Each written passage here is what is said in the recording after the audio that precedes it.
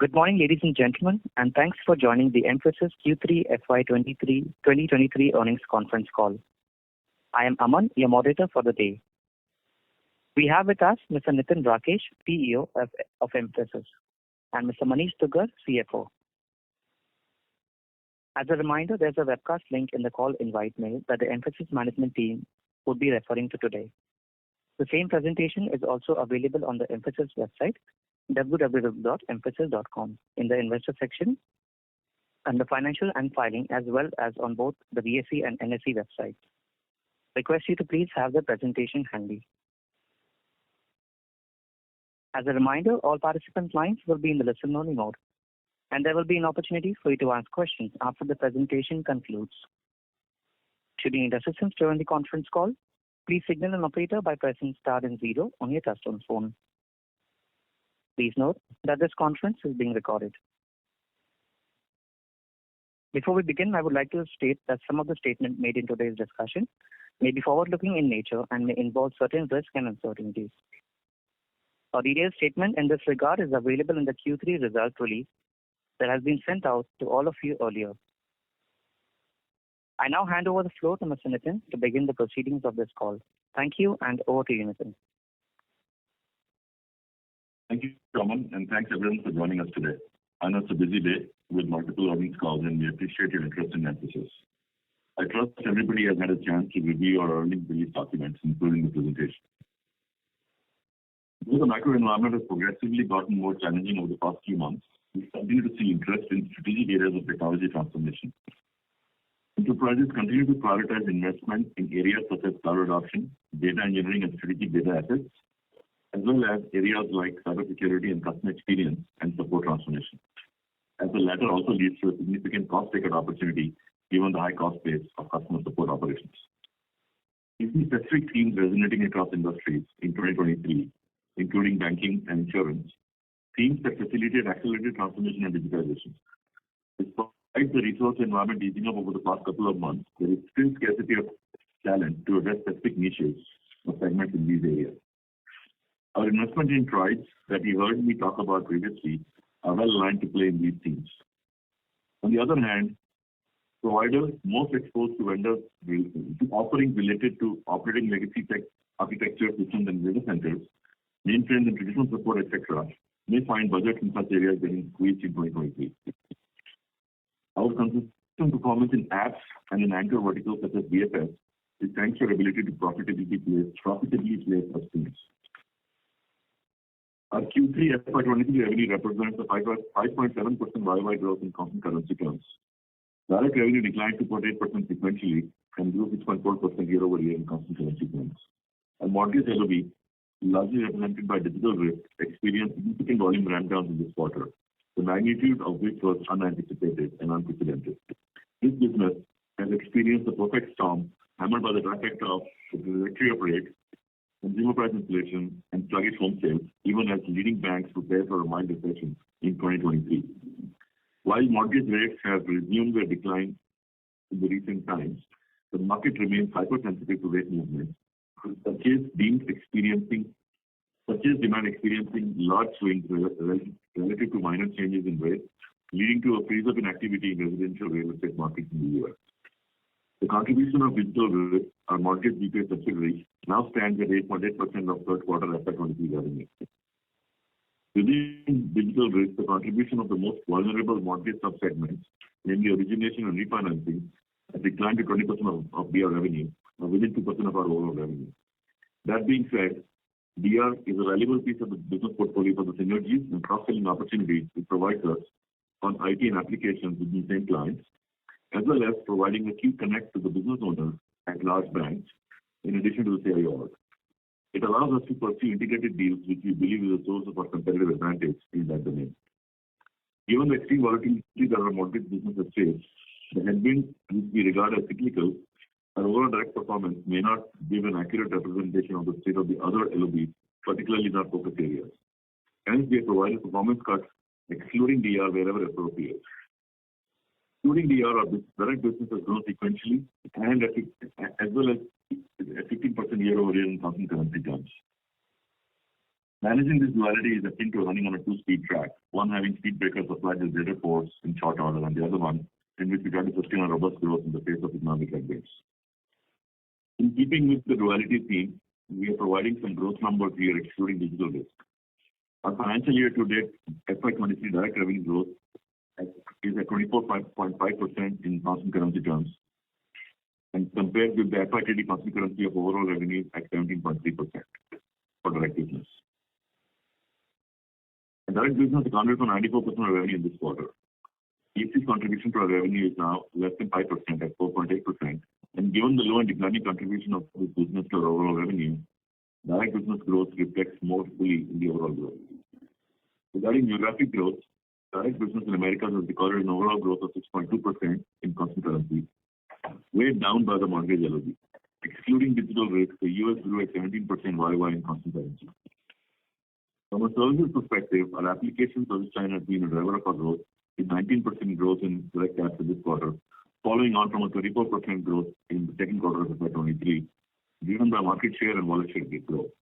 We believe that continued strong apps growth is a testament to our continued investment in the right service areas using a unique presence code like competency development model, as well as our ability to leverage the repeatability that comes with this highly efficient go-to-market and delivery construct.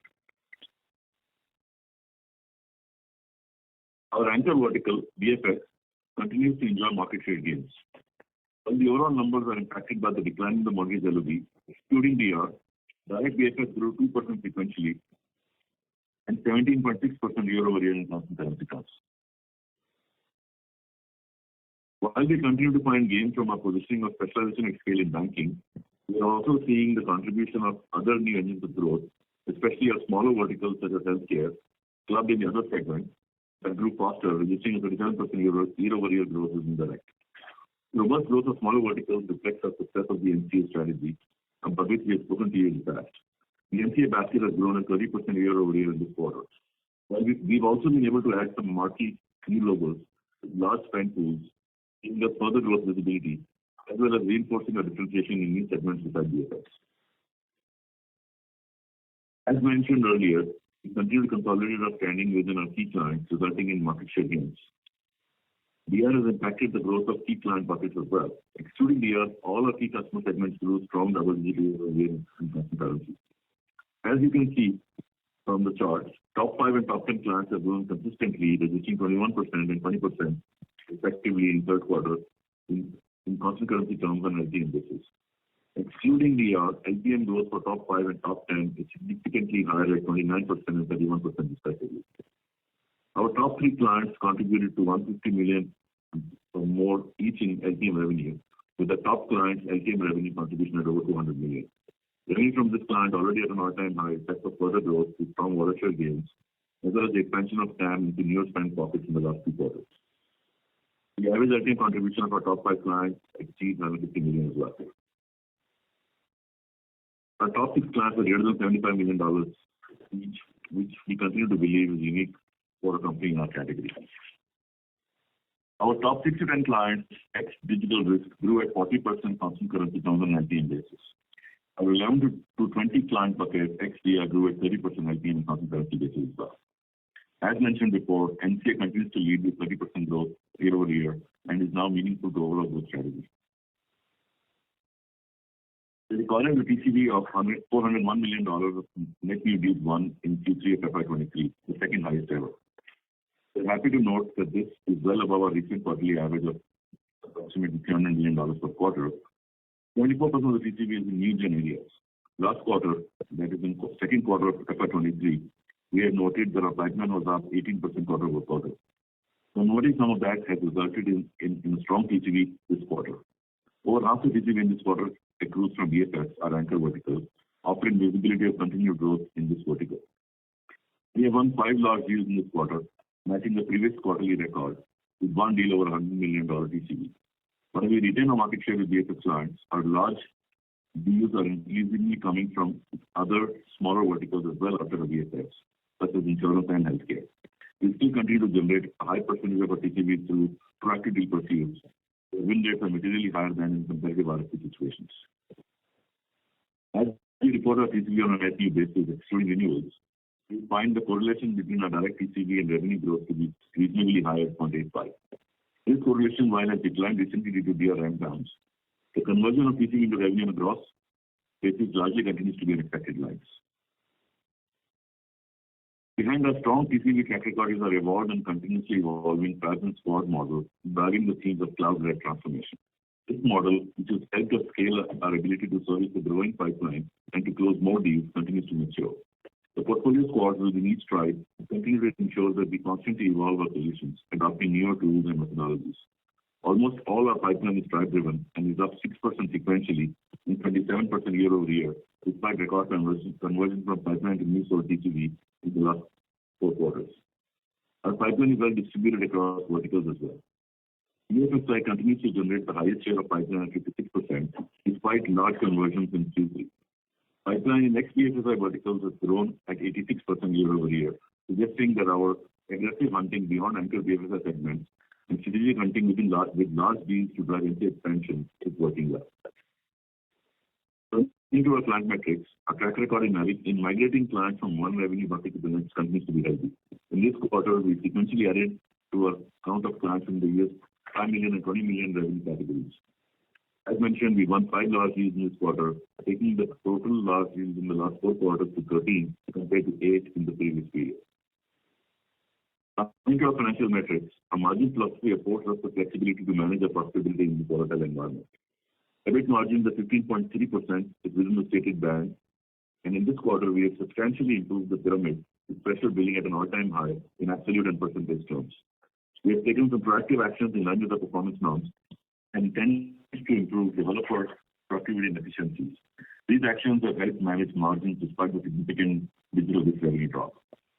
Operating profit stayed broadly flat sequentially and grew 13.8% year-over-year to INR 5,354 million in the third quarter of FY23. Our EPS for the quarter at 21.9 declined 1.6% sequentially and grew 14.7% year-over-year. Cash conversion measured as operating cash, excluding one-offs as a percentage of profit after tax, stays at 90+%. To sum up, I'll leave you with the following 2 points. 1, our direct growth year-over-year ex-DR stood at a healthy 15% in constant currency terms in the third quarter. We faced significant more headwinds from the mortgage LOB.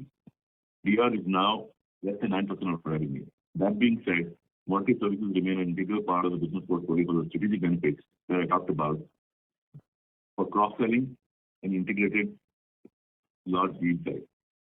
2, our KPIs are moving in the right direction, namely, a consistently improving category in winning large deals with 5 large deals in this quarter, including $100 million plus deals. Over half the TCV originated from the BFS vertical. Improving client mining metrics across the revenue buckets continues to strengthen our diversifying growth. As I previously stated, our average top 5 client active contribution has crossed 150 million. 6 to 10 clients continue to grow well above our direct revenue growth to 30% LTM growth, while 11 to 20 clients have also grown in strong double digits. Our pipeline has grown 6% sequentially and 27% year-over-year. Further, while BFSI continues to be the bedrock of the pipeline and TCV wins, our non-BFSI pipeline has grown at 86% year-over-year as the new engine of growth kicks in. Our talent strategy and pyramid optimization is on course as well. Pressure deployment in percentage and absolute numbers is at an all-time high. 3, operating a stated target operating margin band, we believe that the margin stance ensures margin stability in a volatile environment, especially in a seasonally weak quarter with significant ramp downs in one part of the business. Our EBIT margin of 15.3% lies within the stated band, and our adjusted EBIT margin of 15.8% is stable sequentially and year-over-year. 2023 will likely see increasing vendor consolidation, and we believe we are well positioned to be net gainers from this theme, as demonstrated by our superior client mining and increasingly sharper strategic hunting. To be sure, we are operating in an environment of increasing macro uncertainty, which potentially impacts certain decision-making of clients, thus affecting the pace of translation of pipeline in TCV and TCV into revenue, potentially requiring clients to repurpose their spends and reprioritizing spend across segments of tech investment, all of which can alter the complexion of near-term growth. We continue to believe that pipeline and TCV will be the lead indicators of outlook going forward. Coming to our fourth quarter 23 outlook, it is about focusing on the micro and uncertain macro. We believe that some of the pipeline that we have built up over the vendor consolidation theme should start to translate into TCV, beginning the current quarter. We also expect to grow several of our top accounts sequentially, sustaining our market share gains. Thus, despite being at all-time quarterly high revenue, they continue to scale. We will support our investments in farming and strategic hunting. Uncertain macro may well weigh on the mortgage business in the near term. There are some pockets of discretionary spending weakness in growth trends here that are subject to tech budget swings. We are confident of maintaining our EBIT margin in stated bands, and given our actions on operational efficiency and productivity, we also intend to continue to invest in growth across the chosen business and technology segments. With that, we can open this call for Q&A. Operator? Thank you very much. We will now begin the question and answer session. Anyone who wishes to ask a question may press star and 1 on their touchtone telephone. If you wish to remove yourself from the question queue, you may press star and 2. Participants are requested to use handsets for asking a question. Ladies and gentlemen, we will wait for a moment while the question queue assembles.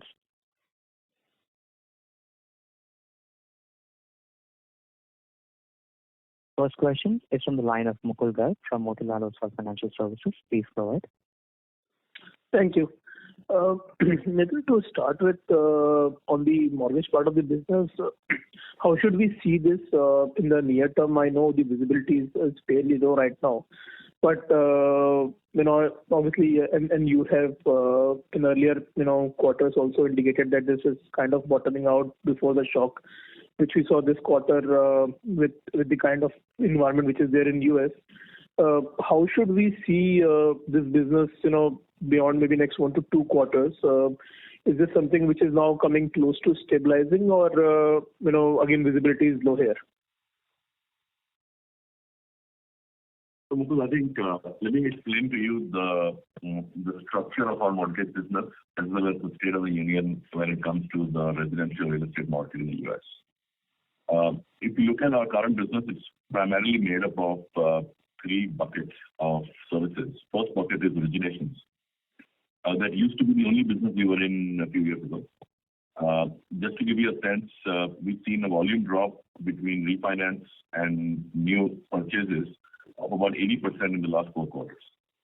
And that is because the market for new purchases is completely seized up in the US, given where the mortgage rates climbed to in the last quarter. Not only are home prices still at elevated levels from coming out of the pandemic, but because interest rates spiked, buyers are basically finding these rates and these home prices unaffordable. It was still okay when the interest rates were low because that kind of gave them some leverage, but I think that's one part of the story.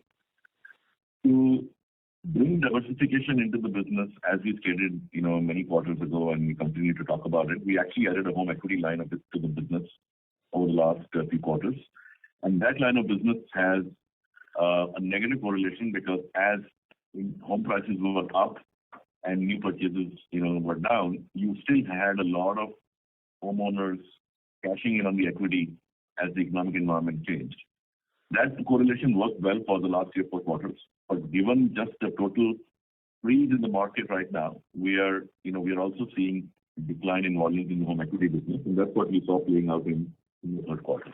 And the reason for that is, at some part of the economic cycle, home prices start declining as well, and high interest rates with lower home prices means the equity values start disappearing also. The third line of the business that we have in the mortgage servicing side is servicing, which is a little bit more project-based because that involves diligencing loans that are bought and sold either between the government institutions, Freddie and Fannie, or between secondary buyers, from one bank to another or one capital market firm to another. I think the current environment in the market is, as I mentioned, it's fairly frozen. Activity volumes are very low, but this cannot sustain because if the market stays frozen and the delinquencies go up, which is what the banks are expecting, then the loans will start getting traded and the servicing line will pick up, which is kind of the reason by design we had that line, because we think that provides a certain hedge even if the interest rate cycle doesn't change. We expect that to come to a head at some point between this quarter and next quarter, and hopefully will give us a little bit more visibility, to volume pickup in the servicing side of the house. And eventually, of course, as the interest rate cycle peaks, the rest of the market will reverse and peak as well. So I gave you a little bit more color. I think I wanted you guys to understand what is made up of that 8.8% of revenue across these 3 segments. We've seen big brunt of the origination decline already happen. I think the unknown variable really is the timing of cycle turning, so it's very hard to hazard a guess. But the known variable is that at least in the short to medium term, we will see some parts of the market start unlocking and activity will start, which will lead to opportunities and projects. We are very, very closely aligned with all our customers, and we're using this opportunity to also gain more wallet share. And in fact, in many cases, we're using this opportunity to also make up for services that traditionally were not considered for us on the tech side. So that's the second motion that we continue to play with. So to kind of just summarize, I think the very short term outlook is uncertain, but we think that as the market comes out of the seas, we will see opportunities on servicing and eventually as well on the interest rate side. Thanks. No, that's quite helpful. The other question which was there was, your TCV number continued to increase. Are you seeing increasing instances of longer duration deals forming part of your overall TCV? How should we think about ACV or deal duration perspective? How much of this can convert into revenue over next 4 quarters? I think good question. In general, it is unusual to see very large banks do very large 10-year deals. So I think that portion of the TCV is going to continue to be a little bit more relatively shorter duration.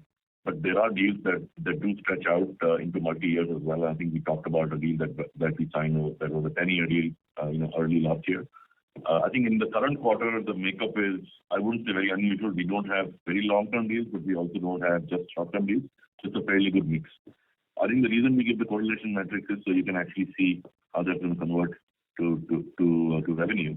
And while there is caution had crept in over the last quarter or two, I think for strategic deals, we are still continuing to see conversion being steady.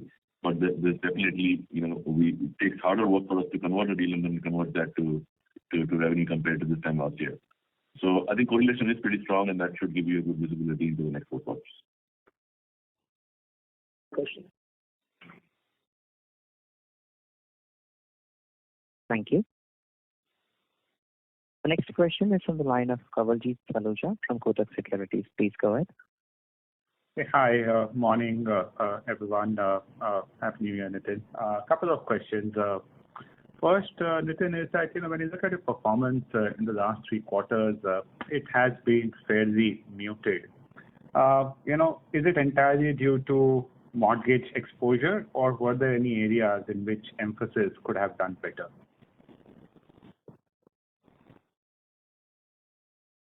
I think we broken out the whole mortgage, segment in granularity this quarter because I thought that was the right thing to do for you to get an understanding of what level of extent of decline that's provided.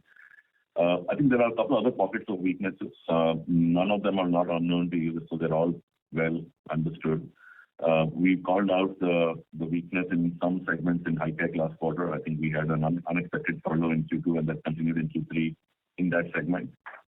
We've also seen, 1 or 2 of our larger relationships go through a short-term turbulence in their business, looking for short-term cost takeout opportunities. I think we've gained wallet share in those engagements in the very short term itself, and I think we're now looking at getting back on the growth path with including in Q3, and of course visibility for Q4 is pretty strong as well. I think answering your question of what we could have done differently. If we had a crystal ball, we could have figured out if there was something else we could have done to hedge against the interest rate cycle. And I think the only thing we could have done was gone and looked for projects on the servicing side, which typically are lumpier. But barring that, I think at a micro level, at an account level, we still have majority of our top 5 accounts at record revenue run rate in the 4th quarter. We still have robust growth in top 10. New clients have grown quite robustly. The new sectors we added, especially healthcare, has actually done really well, over the last 4 quarters as well. But I think the price we're paying for the portfolio is something that is visible to all, including us. And the only way to summarize it is that we cannot control what we cannot control. What we can control is the micro bottom-up account by account strategy that has worked very well for us, and that's what we're focused on. Okay, that's helpful, Nitin. The second question that I had is on banking spend. In the last few days, a lot of the banks have reported, and it's a mixed picture out there with Citi, BofA, Wells Fargo talking about an increase, Goldman talking about a cut, and a lot of other banks talking about continuing our strategic priorities. I just thought I'll basically pick your point of view on how to read this myriad of data points on banking spending, what your assessment is, and where does Mphasis fit in the overall scheme of things. Do you think that you'll end up being a significant gainer this year in the process? Great question, Kamaljeet. I think the way to think about banking is to actually look at sub-segments of banking in an environment like this, because as you mentioned, you talked about some clients that are increasing spend, and you talked about some clients that are reducing spend. And I think the simplest way to think about it is that anybody who has a strong capital market linkage, anybody who has a strong linkage to deal volumes, M&A, IPOs, definitely that business is kind of locked up as well, and they are looking for ways to balance their costs compared to the declines they're seeing in that business. But well diversified, large banks that have a retail franchise, I think they're looking to use this opportunity to invest in getting to know their customers better and actually getting a higher share of their wallet. And we've seen a lot of the deals in the last quarter or two align towards the themes of, I want to modernize my customer experience, I want to modernize my core systems, because we are not being able to respond to clients in the time frames we need to respond to. And that's leading to some significant opportunities in that segment. And I think on a BFS XDR basis, we probably still have best-in-class growth sequentially and YOY. And I think that should tell you that we still think there is large opportunity to gain wallet share and market share with the customers in this segment. And I think that's reflecting in the TCV numbers, because if you look at the pipeline, we have 56% of the pipeline is still BFS driven, and if you look at current quarter TCV, almost 60% came from that segment. So I think at least in segments that are not only exposed to capital markets, we're finding a very good set of willing buyers that are very focused on the themes of cloud, data, cyber, customer, and modernization. That's extremely helpful, Nitin. Just a final question to Manish. Manish, you have flexed every possible lever. Your utilization is up. You have utilized your sales and marketing leverage as well. That seems to be down as percentage of revenues. Yet your margins refuse to budge from 15.3%. When does one see the much awaited improvement?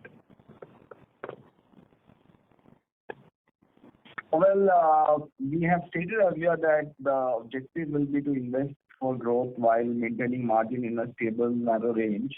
If you look at this quarter, you are right that we got the utilization improvement, although there is still opportunity to improve that. The fresher mix billability has gone up. It's at its highest ever. And we also saw offshore mix improve, and all of that does give us some wiggle room to make investments. A large part of that kind of was consumed in managing the decline in the mortgage revenue. And while we have an ability to manage the supply chain and the costs along with revenue decline, but this sudden decline was led to a little bit erosion in the margins. As we go forward, I guess our expectation is utilization should improve further because the fresher engine has started kicking in. And that along with revenue growth, we should certainly see an ability to report expanded margins. Okay, I'm sorry, Manish, I'm going to push you a little bit more, push you a little bit further. Let's say what is required for you to take your margins up to 16%?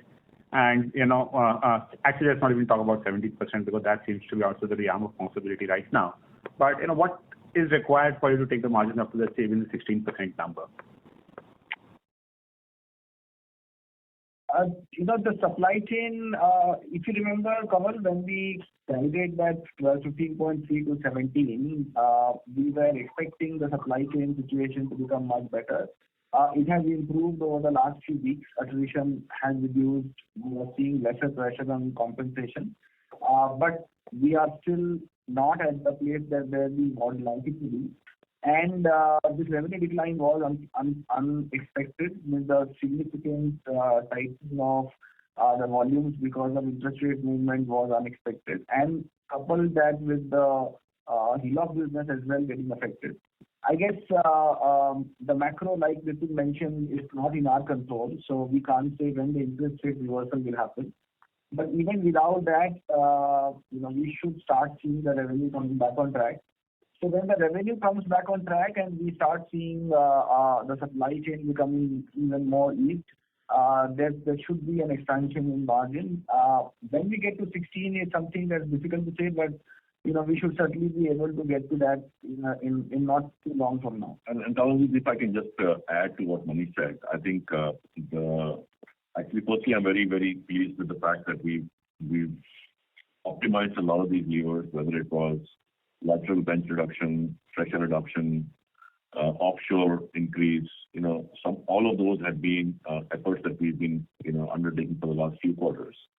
I think the sudden disruption in the mortgage service line has obviously meant that we weren't able to keep costs in the same line, as we would have wanted to. I think as that fixes, you will see, margin expansion opportunities in the short to medium term as well. Okay, thanks everyone. I wish you a great year ahead. Thank you. Thank you. The next question is from the line of Abhishek Bhandari from Nomura. Please go ahead. Yeah, thank you for the opportunity. Nitin, I just had a question on your, employee count and the hiring outlook.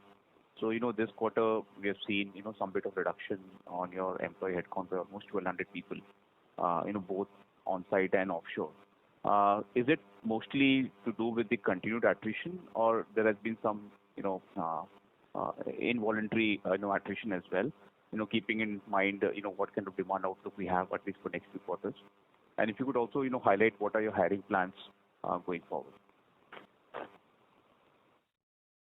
So I think firstly, Abhishek, the headcount reduction, obviously is in line with the optimization that we talked about. The biggest metric that I want you to focus on is the record pressure reduction, both in absolute and percentage terms, given our track record since we've been tracking it. What that means is that we have the ability to then optimize our lateral bench, both onshore and offshore, because that gives us the ability to actually do upward movement from within the company and do a lot more fulfillment from within the company. And hence, our aging of bench is reduced and our percentage of bench is reduced, leading to high utilization as well. Now that we've gone on this journey, we are not going to pause because remember, a fresher is only a fresher for 1 year. And a year later, you still have to then continue to stay on that treadmill so you don't lose that pyramid shape. So we have a significant number of freshers that are in queue for onboarding based on when we need them.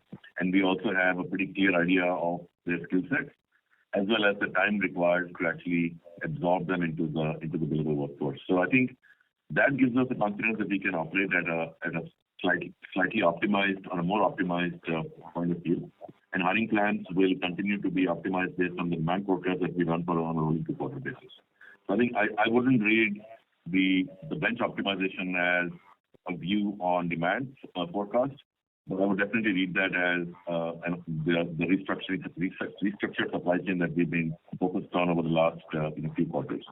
What percentage of hiring we will do, it all depends on the segment growth. What kind of productivity gains can we get, and what kind of projects we are winning between managed services, fixed price, and managed T&M. And some of these transformation projects actually start heavier offshore and then migrate heavier onshore and migrate offshore, which also means that some of those actions will continue to be applied as they move offshore. So I think I can't give you a number because we typically don't disclose what our hiring plans are on a going forward basis. But I can tell you that the supply chain transformation work is work in progress, but we're pleased with the progress we've made, and that's what's reflecting in the headcount metrics. Thanks, Nitin. Nitin, my second and last question is on your top clients and top 2 to 10. So do you see the furlough situation in your top client ending soon? and what is the outlook over there? And if you could also clarify the growth pattern of top 2 to 10, because it looks like even top 10 accounts growth rate seems to be moderating. It may be to do with the top line, but if you could clarify the top 2 to 10 as well. I didn't get your question on the top line. I thought I actually addressed it. The question was on top 2 to 10. It seems to be moderated. I think that's the reason we broke out the top 5 and the top 10 metrics ex DR business, because that's what's muddying the overall growth of the top 10, because there are DR customers in there as well.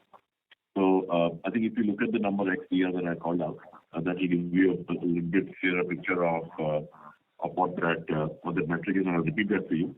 If I look at the overall client metrics, I think just give me a minute.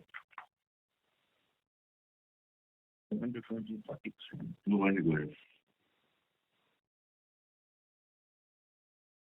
Okay, so I think if I look at clients in the 6 to 10 category, XDR they grew 40% CC LTM, 11 to 20 grew 30% LTM CC, and 1 to 5, excluding DR, top 5 grew 29% and top 10 grew 31% XDR. So I think that should give you a little bit of sense of what that that overall number looks like as you strip that out.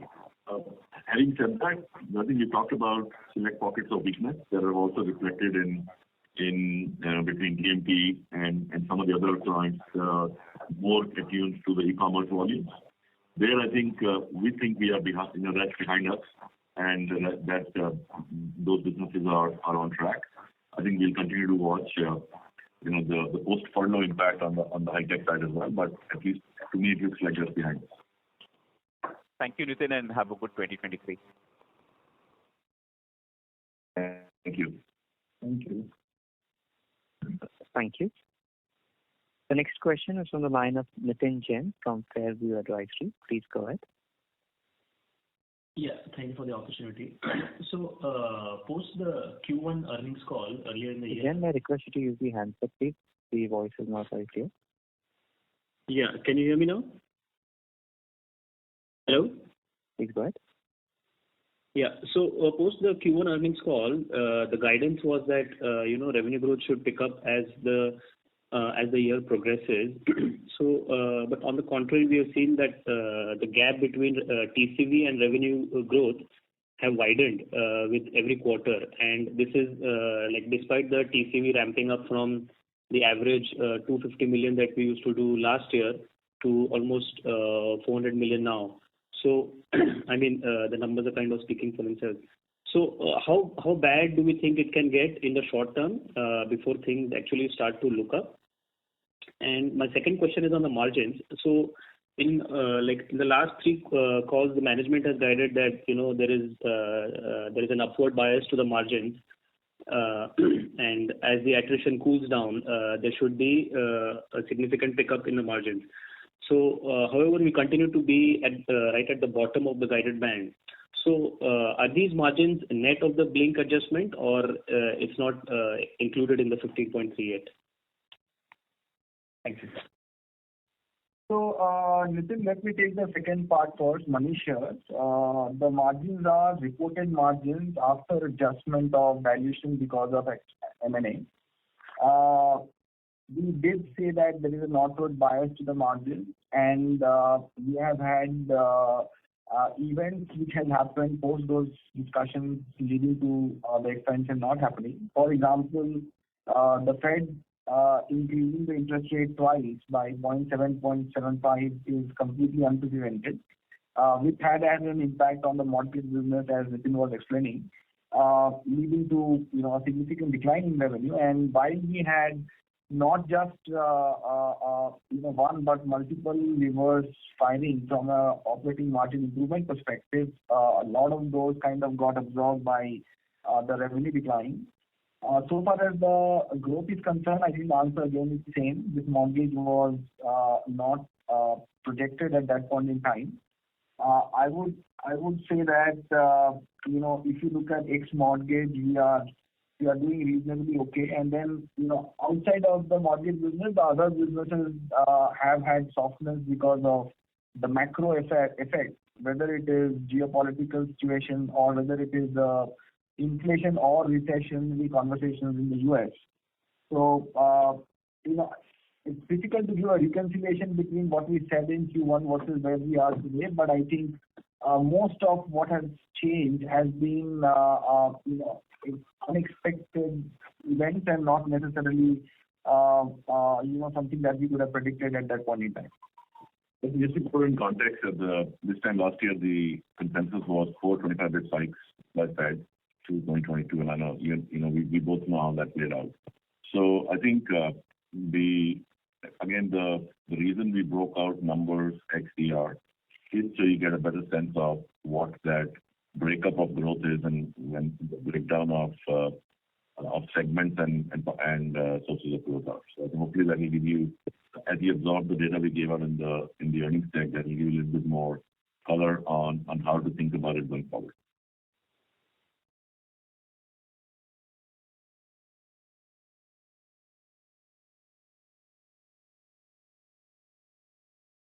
Mr. Jain, does this answer your question? I don't know if we lost him. Why don't we move to the next question? Yes, sir. Thank you. We'll move to the next question. That is from the line of Nitin Padmanabhan from Investec. Please go ahead. Yeah, thank you. Hi, good morning. So a couple of questions actually. The first is, do you think the pace of decline that we saw this time, do you think the worst is in terms of the pace is sort of over and things should incrementally moderate? So that's the first one. And maybe on an overall basis, do you think the overall impact on the portfolio wherein we saw a decline on a sequential basis, do you think things should start gradually improving on a sequential basis from here on? The second bit is on, if you look at the mortgage business, you spoke about how the origination piece is anyway dropped 80% in volumes, and then the home equity is also seeing some decline. So I was just wondering, do you believe that the home equity, is there risk within that business that could sort of see another bout of sort of headwinds for the overall revenue? Was the second question. And the third was in terms of new client additions. Do you think that the pace at which we're adding new clients is strong enough, considering I think we've done very well in terms of mining and growing and having a large proportion of large customers compared to anyone else in this of this size. But in terms of new client additions, how is that sort of? Are you happy with that? And do you think that new clients, as a proportion of revenue in terms of contribution over the last 3 years, how is that sort of changed? Any context you could give there? And finally, do you think that Mphasis should really look at some kind of an acquisition to really offset or sort of improve the portfolio on an overall basis? So those were the 4 questions. Thank you.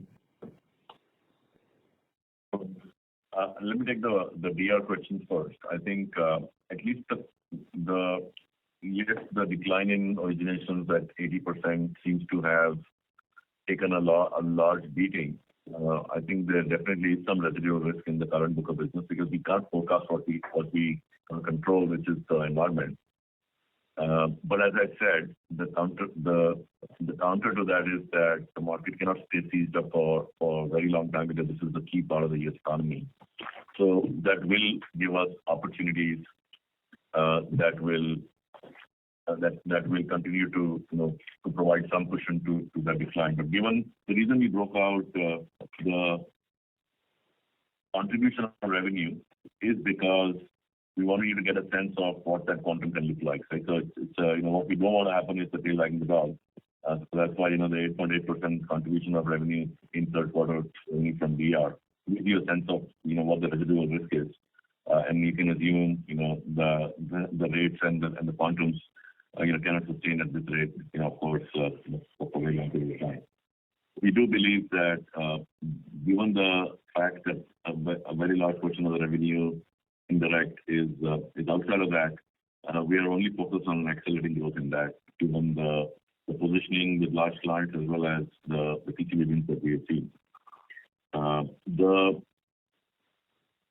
The other question that you asked around, NCA was new account addition. Right? So, again, I think if you look at the metrics, the NCA growth at 30% YY, and consistently been in that segment. It actually hasn't moderated, in the last 2 quarters either. We do believe that we have focused on a strategic hunting mindset where we are trying to bring in some marquee logos. While we announce a certain number of new client additions that meet our thresholds every quarter, I think it was 4 this quarter and 6 the previous quarter, we have another 20 plus customers that have been signed on just in FY23 and many of those are large marquee logos in industries that we operate in that we still think haven't met the revenue threshold for us to announce them as new additions. I'm giving that additional color because we track that separately.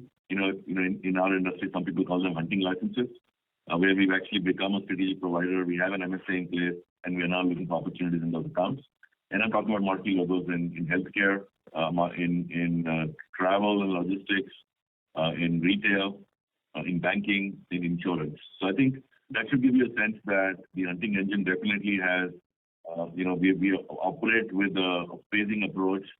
Think of this as accounts signed up, accounts start generating revenue, accounts get all the investments needed to do the mining, and then they continue to grow. And that's the reason why we published the client pyramid, and you can see that even in the million and above customers, we've actually added clients almost every quarter. But that's only on the reported basis as well. So there is another tail of clients that have been brought on and that will continue to contribute to growth. Just to give you some more color, I think that number I'm very pleased with, and it's a very, very healthy list of names that we managed to bring on board. Remind you, this was not an easy job to do for any company in our industry until a few years ago. The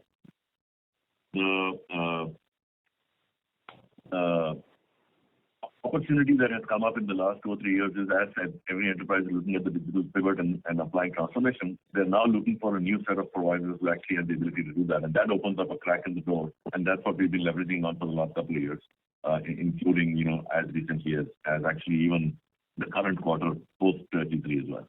So I think that should give you a little bit more color. Just to add, Nitin, I think, if you look at the pipeline growth year over year, that's, while at an overall level, the pipeline has grown 27%, the non-BFSI segment, which largely represents the new accounts added by the NCA channel, that pipeline has actually grown 86%. And which kind of suggests that not just like Nitin mentioned, we have more customers added which are yet to scale, but even those that are scaling are actually firing on all cylinders. Right. I think 2 questions you missed was one on the home equity side. Because the way I read it, I think home inventories in the US are around 8.5 months. The equity holdings of people are around $300,000, the highest ever. And their residual mortgages, whatever they have on those houses, are 30 or 6 mortgage rates. So do you see risk to that business on a going forward basis? So that's one. And just one clarification, if I got this right, is the mortgage business sub $10 million at this point in time? Is that a fair assumption based on the data that you gave? And thereby, that shouldn't be, maybe that's the rest of it, whatever goes away. And so those are 2 things. And I think the last question was on the acquisition that I asked, in terms of, are you thinking of anything? I'll address those. I think what I said was that the contribution of DR to quarterly revenue is 8.8%. So it's, you can do the math on that one. Addressing the question around home equity lines, I think, by the way, that business has more than doubled in the last 4 quarters for us on absolute dollar basis. Of course, that's one of the reasons why we were able to protect, the contribution from DR over the last 2 or 3 quarters, despite origination starting to decline quite rapidly at the beginning of last year. Is there a residual risk in that business in the very short run? The answer is yes, because even though there is home equity, getting a home equity loan at such high rates also is a deterrent for many homeowners. So we definitely think there is definitely residual risk in the very short run. We don't know what that will look like because we are obviously monitoring on a daily basis, given that we run the business on a per transaction or a volume basis. But as I said, that the servicing side of the house is where we think there is activity that will start picking up in the very short run as well. So I think the 8.8% of revenue, you can assume what the breakdown of that will be, and I'll be happy to give some more color on that if need be. Nitin, you had mentioned mortgage is 22% of DR. Am I right?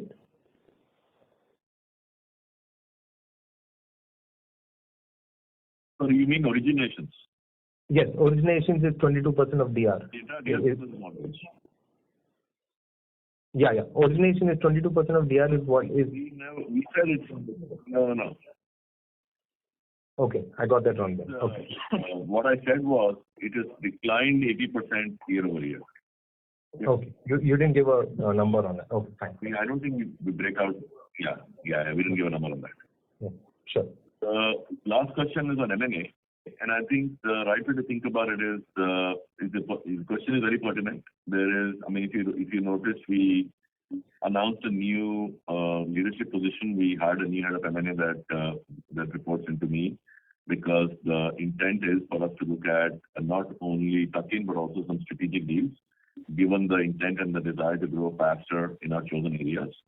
There are multiple dimensions to that besides technology-led dimensions. Like we are looking for new tech capabilities. They could be tuck-ins or they could be at scale. We are looking for vertical-led capabilities, and we are also looking for geography-led capabilities. When we will do a deal, it's very hard for me to say, given that the variance of valuations in public versus private markets is only now starting to fall in line. I think this year, 2023, will be a conducive year for us to do some deal making, and at least that's our intent, and we're working hard at continuing to work on what we have in the pipeline, as well as originating new deals in that pipeline aligned to these 3 or 4 things that I talked about. Sure, fair enough. Thank you so much, Nitin. All the best.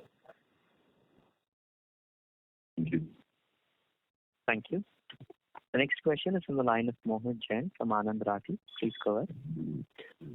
Sir, one question outside BCM vertical and more related to service line breakup also. So on the application service side, what is your outlook if you exclude this whole BPM piece? And the second part, which is related, is if I adjust for BCM, in other verticals, how do you see growth panning out, say, over the next few quarters, given your TCV pipeline, etc.?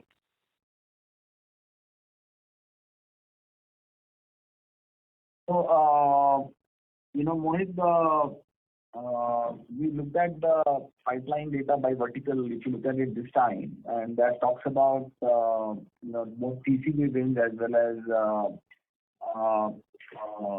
the pipeline growing at an overall level, plus growing for the non-BFSI segment at a faster clip.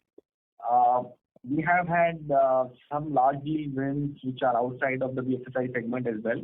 And specifically healthcare and insurance, we see the TCV conversions to be very healthy. So as we go forward, the growth, while the BFSI segment should continue to see growth, the non-BFSI segment also has reasonable wins and the pipeline to kind of give us comfort on the growth going forward. So this is because 3Q appeared relatively flattish outside BCM also, and also on the application side. So that's why I was trying to see if there is some exceptional furlough or something else which you guys would have experienced in third quarter, which we should not expect to repeat in the fourth quarter. Or any specific. Talked about the fact that in one of the verticals, tech vertical, we did see furlough starting Q2, and we also had an incremental furlough in Q3 as well. And seasonally, Q3 is the weaker or a seasonally low quarter. because of less number of working days and furlough. So, if you are talking specifically about Q3, yes, those are factors that have impacted each of those businesses. And some of that will go away in Q4, whether it is the furlough or the less number of working days. Although the number of working days will not fully get recovered in Q4, it will really come back in Q1. But yes, if the observation is Q3 specific, yes, then it is driven by the seasonality and not necessarily any reflection on the business momentum. Okay, understood, sir. Thank you. That's all.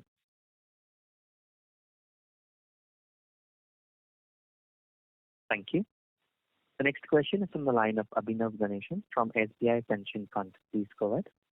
Good morning, sir, and thank you for the opportunity. I just had two very broad questions. First one is, what is our book to bill right now?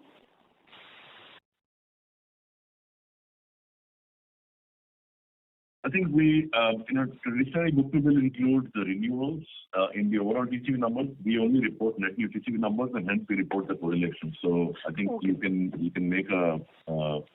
Okay, got that. So if I invert that broadly, that will be the book to bill. Shadow number used based on those. Yeah. Sure. And a couple of other broad questions is, what would be our, aspirational utilization level over the medium term? And this correlation number, since we are speaking about that, where do we, we've been at 90 plus previously. So can we assume that would be our aspiration in the medium term? I think we still think there is some room for upside in the utilization number because we are still, while we are no longer at the historic lows that we had 2 quarters ago, I think we are still at a point where we can see a 3 to 4% increase in utilization in the near term. It also depends on demand outlook, skill set match, and the ability to redeploy internally trained talent. So I think there is upward bias in the utilization. On the correlation, I think a big DR ramp down obviously takes the correlation down. As that ramp down goes behind us, the correlation will increase, and I think we had a previous high of 0.93. So that's definitely something that we will continue to look into above the 0.9 mark. Thank you. So that's all from my side. All the best. Thank you. Thank you. The next question is from the line of Ruchi Burde Mukhija from Elara Capital. Please go ahead. Hi, thank you for the opportunity. I have 2 quick questions. First, do you see any deviation in deal ramp up compared to planned one, particularly given the macro environment? So I think we addressed that briefly. In select cases, yes, we are seeing that clients are taking longer to ramp up a deal given the scrutiny and the internal processes that they have to go through in some cases. I think the year-end, budgeting cycle also, sometimes interferes with that. We're still early in the new year. We are still seeing some clients take a very cautious approach. There are instances, kind of one-off, but there are instances where clients have asked for a couple more months before they engage in a longer-term renewal. And I think we are continuing to kind of work through those as well. And I think it's all a reflection of the fact that this zone of uncertainty where people are really forecasting what the recession will look like between soft landing, hard landing, and deep recession. I think all of that is creating that need of uncertainty. But I think our job is, as I mentioned, to worry less about the macro because we can't control it, but instead continue to work account by account in converting those deals and then converting those deals to revenue. Got it. Secondly, this has been discussed in the call, but can you summarize what you meant for Q4? Do you see Q4 as a growth quarter or not?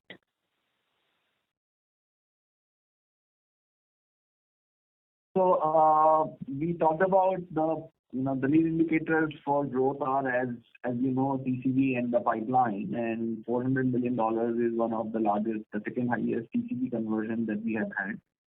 And pipeline has grown again over the previous quarter by 5%. both of this does add to the confidence on the growth, countered partly by the uncertainty that continues to exist on the mortgage business. So it's difficult to give a number for the quarter. However, we should have a northward bias. Q4 should look better than Q3 for sure. Thank you, and all the best for the year.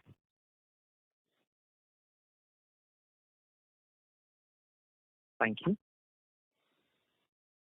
We will take the last two questions. The next question is from the line of Ashwin Mehta from Ambit Capital. Please go ahead. Yeah, hi. Thanks for the opportunity. So, Nitin, you talked about the consolidation possibilities as you go forward. So, by when do you see the revenue impact of those consolidation possibilities, and which segments are where you are seeing those consolidation opportunities? And my second question was to Manish. So, Manish, we had around a 294 million loss because of hedges, which was taken to the revenue line this quarter. So when do we start to see participation in terms of rupee depreciation on margins? Because that seems to be also depressing your margins.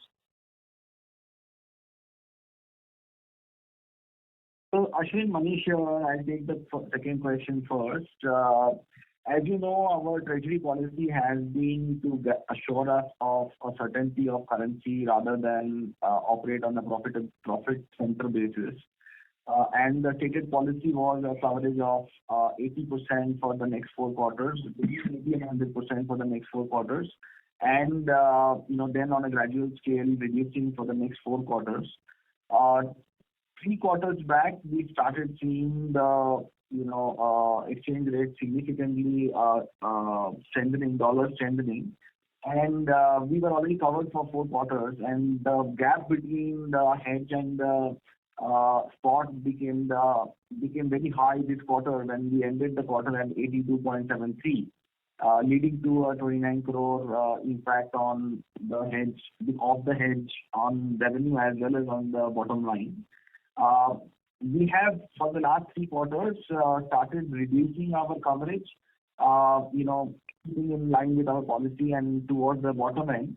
So as we go forward, this coverage is reducing, and we should be able to exploit the spot rate more and more. However, there is still 1.5 quarters to go for us to become closer to 40-50% cover, and hence, unfortunately, if the exchange rate remains at these levels, we will see this opportunity loss in the P&L. And that's the cost of, certainty over the risk that you would like to take.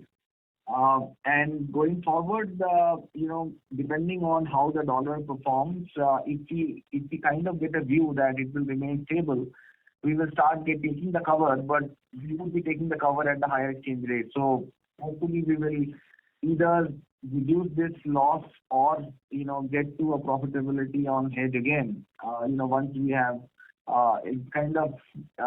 consumed the covers that we already have. First question was consolidation. Yeah. Thanks. It's been a long day. I think the good news is that we are already seeing consolidation deals in the pipeline. As you can expect, the very first set of accounts where you will see opportunity in consolidation will be your large accounts, which definitely are right in the mix because we have a very strong positioning, strong account plans, strong track record, and the likes. Having said that, we are also seeing that given the dynamic I talked about, which is the fact that certain enterprises continue to look for new age providers that can accelerate their transformation agenda, especially in banking and insurance, that is playing out really well because there is a lot of credibility and specialization that we're looking for to impact that change agenda very quickly. But in terms of just in Q3 TCV, we actually have a large deal from a healthcare customer, and that is a new customer, and the first deal itself is a large deal for us. So I think we are even seeing, as we are looking for these new partners, as they want to move away from their legacy providers, you can call it consolidation or you can call it, opening up of the tap for new providers. We are seeing opportunities open up there as well. Okay, fair enough. Just one follow-up, Nitin. In terms of our concentration, we have around 59% of revenues coming in from top 10. So any risks that we'd want to call out in terms of that? Actually, I think at this point, nothing to call out, but much as large accounts, are a concentration risk, they're actually equally a source of strength because they give you referenceability and the ability to actually not only be a reference customer for a new client, but also capability and competency pools can be reused and leadership is actually well attuned to how to scale the account. So I think to me, having a number of large relationships, I mean, if it was one client that was 30% of revenue, I would have been in a different, mode from a risk standpoint. But given that, top five, on an average, are over 150, I think gives us and one of them is over 200, and still, is within 11-12% range. I think gives us a big source of strength when it comes to, that mix. Also, the reason I broke out the fact that majority of our top five clients are actually at record ARRs, which means the quarterly revenue is at a new record in Q3, despite being a seasonally weak quarter, should set us up nicely for us to continue to mine these accounts and find additional growth. Because I do believe that even at these levels, whether it's 200 million, 175 million, 150 million, we are still at a wallet share position where we can continue to find growth because spend pools are in billions in these lines. Fair enough. Thanks, Nitin. Also, the largest deal we've done the largest deal we announced this quarter is actually from a top 10 customer. Okay. Thank you and all the best. Thank you. Thank you. Thank you. As there are no further questions from the participants, I now hand the conference over to Mr. Nitin Rakesh for closing comments. Thank you, and over to you, Nitin. Thank you all. We're still living through some interesting times. Despite the headwinds we are seeing in some parts of the business, we continue to have operating leverage needed to invest in the business for growth, which means we have to continue to make strategic investments, both in farming and in hunting. I think we'll continue to focus intensely on executing our strategy and supporting our clients in this complex environment. We're planning conservatively and are prepared for all environments. And I thank you for your continued interest in Mphasis and your sustained investments in time and efforts. We look forward to speaking to you after the next quarter. Thank you. Ladies and gentlemen, on behalf of Mphasis Limited, that concludes this conference. If you have any further questions, please reach out to the Mphasis Investor Relations at investor.relations@mphasis.com. Thank you for joining us, and you may now disconnect your lines.